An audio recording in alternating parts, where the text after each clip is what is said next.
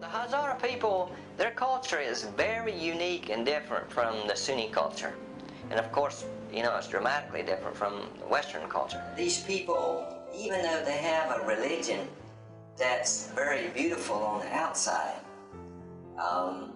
you know, on the inside, it's very corrupt. The Hazaras are very beautiful people. Most of the Hazaras are all Mongolian featured. Nowadays they're scattered all over Afghanistan, and you know, also they've gone as refugees into Pakistan and Iran, and also many other countries. A lot of them have immigrated to Australia, United States, Britain, Holland. But the majority of them, of course, are in the heartland of Afghanistan. A lot of the Hazaras have fallen to the very lowest class type labor. A lot of times there's a hate or a prejudice developed against them. Because the Hazaras have been persecuted over the years, many of them, most all of them, have been denied a good education. The other ethnic groups have tried to slowly get rid of the Hazaras. There's quite a population of Hazaras all over the world because they've had to flee persecution. The Hazara people are mainly Shiites, okay? Most of them are of the Shiite religion. You know, they're quite different in the way they think, in the way they marry, in their living customs and all. For the Hazaras, the month of Muharram takes precedent over all the other months. Many of the people believe that if they go to the mosque, they will gain merit by flailing themselves with chains, with pieces of pieces of glass or wire or sharp metal objects on them. And one other thing that's real important is they believe that their ladies should have more freedom and participate more in their religion. So you'll see Shiite ladies participating a lot more in the religious affairs of their year than do the Sunni ladies. That is one major difference that's between the Shiites and the Sunnis. Shiite women, they're free to go outside their homes. They can get out in their village and walk around.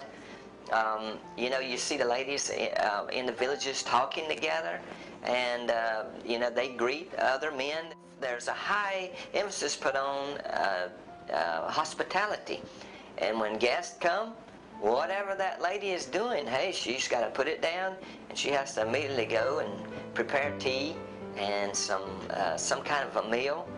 The most important thing that you spend your life trying to gain it is honor. And your honor can come by the way you live, the way you treat your guests. So these ladies are involved in keeping the honor of the family name.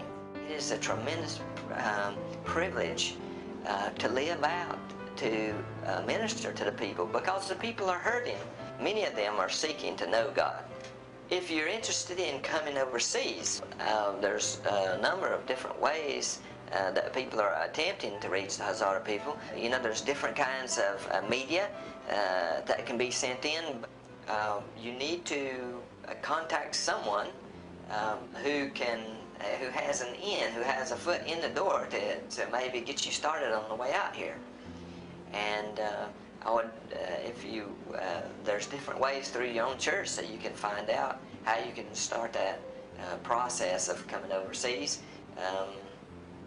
I would encourage you to pray earnestly and ask God to give you a love for the people. We need to place our focus on Jesus Christ being the sacrifice for the world and the attitude that He had for us. We need to be Christ incarnate. We need to be people who are willing to sacrifice for others. It's very important that you're walking in holiness and walking with God, so that His holiness and His purity is seen through you in your life. Over time, you allow them to see what true godliness is like.